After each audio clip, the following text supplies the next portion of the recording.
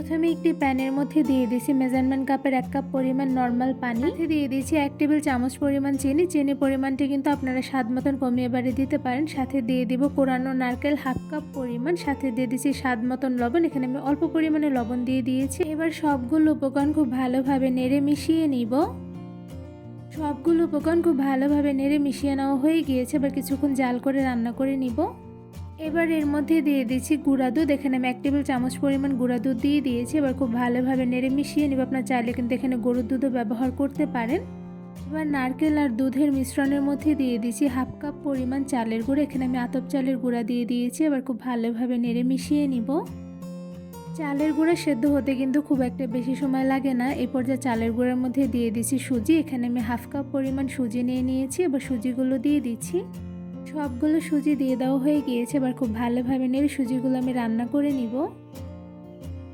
সুজিগুলো কিন্তু একদম বেশি রান্না করে ফেলবো না, হালকা পরিমাণে সাদা সাদা দানা দানা থাকা অবস্থায় কিন্তু নামিয়ে নিতে হবে। তো এই পর্যায়ে দেখতেই পাচ্ছেন সুজিগুলো কিন্তু খুব ভালোভাবে কুকড হয়েছে। এখানে কিন্তু হালকা পরিমাণে সাদা সাদা রয়েছে। এবার এই সুজির মিশ্রণগুলো একটা সাইডে নামিয়ে রেখে দিব। রান্না করা সুজির ডোগুলো কিন্তু হালকা পরিমাণে গরম থাকা অবস্থায় আমি একটু বলে বেড়ে নিয়েছি। এবার খুব ভালোভাবে মুথে নিব। সুজির ডোগুলো হালকা পরিমাণে গরম থাকা অবস্থায় কিন্তু মুথে নিতে হবে না, তবে ঠান্ডা হয়ে গেলে শক্ত হয়ে যেতে পারে। তো এই পর্যায়ে দেখতেই পাচ্ছেন খুব ভালোভাবে মুথে নিয়েছি। এবার সুজির ডো থেকে অল্প পরিমাণে সুজির ডো হাতে নিয়ে খুব ভালোভাবে চেপে চেপে লম্বা শেপে কুলপিঠা তৈরি করে নিব। এখানে কুলপিঠাটা আমি কিভাবে তৈরি করে নিয়েছি আশা করি আপনারা ভিডিওর মাধ্যমে দেখেই বুঝতে পারছেন। এই তো দেখতেই পাচ্ছেন খুব সুন্দরভাবে একটি কুলপিঠা তৈরি করে ফেলেছি। এবার সেমভাবে বাকি কুলপিঠাগুলো তৈরি করে নিব। খুব সহজভাবে সবগুলো সুজির ডো দিয়ে ছোটো সাইজ করে অনেকগুলো কুলপিঠা তৈরি করে ফেলেছে। এদিকে দেখতেই পাচ্ছেন মাশাআল্লাহ কুলপিঠাগুলো দেখতে কিন্তু খুবই সুন্দর হয়েছে। এবার এই সবগুলো কুলপিঠা গরম তেলে ভেজে নেব। কুলপিঠাগুলো ভাজার জন্য প্রথমে একটি প্যানের মধ্যে দিয়ে দিচ্ছে রান্নার সয়াবিন তেল পরিমাণ অনুযায়ী। এবার মিডিয়াম আঁচে তেলগুলো হালকা গরম করে মধ্যে একটা একটা করে বানিয়ে রাখা সবগুলো কুলপিঠা দিয়ে দিচ্ছি। গরম তেলের মধ্যে কুলপিঠাগুলো দিয়ে দেওয়ার সময় চুলার আঁচটা একদম মিডিয়াম টু লোতে রেখে পিঠাগুলো দিয়ে দিতে হবে, নতুবা কিন্তু পিঠার নিচে পুড়ে যেতে পারে। তো এই পর্যায়ে একটা একটা করে গরম তেলের মধ্যে সবগুলো কুলপিঠা কিন্তু দিয়ে দেওয়া হয়ে গিয়েছে। এবার সবগুলো কুলপিঠা কিছুক্ষণ সময় নিয়ে ভেজে নিব। কিছুক্ষণ সময় নিয়ে কুলপিঠাগুলো ভেজে নেওয়ার পর দেখতেই পাচ্ছেন একটা সাইডে কিন্তু হালকা কালার চলে এসেছে। এই পর্যায়ে একটি কাঁটা চামচের সাহায্যে পিঠাগুলো একটা একটা করে উল্টে নিচ্ছি।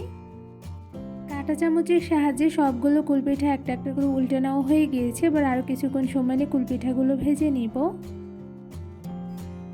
কুলপিঠাগুলো ভাজতে কিন্তু খুব একটা বেশি সময় লাগে না, অল্প সময় নিয়ে ভেজে নিলে কিন্তু খুব সুন্দর কালার করে ভেজে নেওয়া যায়। তো এরপর যে দেখতেই পাচ্ছেন কুলপিঠাগুলো আমি কিছুক্ষণ নেড়ে উল্টে পাল্টে ভেজে নিয়েছি। আর কিছুক্ষণ ভেজে নেওয়ার পর কুলপিঠার দুইটা সাইডে কিন্তু খুব সুন্দর গোল্ডেন ব্রাউন কালার চলে এসেছে। এরপর যে কিন্তু কুলপিঠাগুলো খুব ভালোভাবে পারফেক্টলি কুকড হয়েছে। এবার এই সবগুলো কুলপিঠা একটি ছাঁকনির সাহায্যে ছেঁকে তুলে নিচ্ছি। সবগুলো কুলপিঠা একটু বেশি সময় নিয়ে গোল্ডেন ব্রাউন কালার করে ভেজে নেওয়ার পর দেখতেই পাচ্ছেন মাশাআল্লাহ দেখতে কিন্তু খুবই সুন্দর হয়েছে। এবার এই সবগুলো পিঠা আমি একটি ঝুড়িতে তুলে নিব। একদম সহজভাবে কোনো রকম ঝামেলা ছাড়াই শুধুমাত্র অল্প কিছু উপকরণ দিয়ে তৈরি করে ফেলেছি দারুণ মজাদার কুলপিঠা। এই কুলপিঠাগুলো তৈরি করা কিন্তু সহজ। কুলপিঠাগুলো দেখতে যেমন মাশাআল্লাহ সুন্দর হয়েছে, সাথে ভেতরে কেমন হয়েছে তা আপনাদের একটু ভেঙে দেখাচ্ছি। তো দেখতে পাচ্ছেন মাশাআল্লাহ উপর থেকে অনেক মুচমুচে হয়েছে, সাথে ভেতর থেকে হয়েছে ভীষণ পরিমাণে সফট। আর এই কুলপিঠাগুলো খেতে কিন্তু হয়েছে অসম্ভব মজাদার।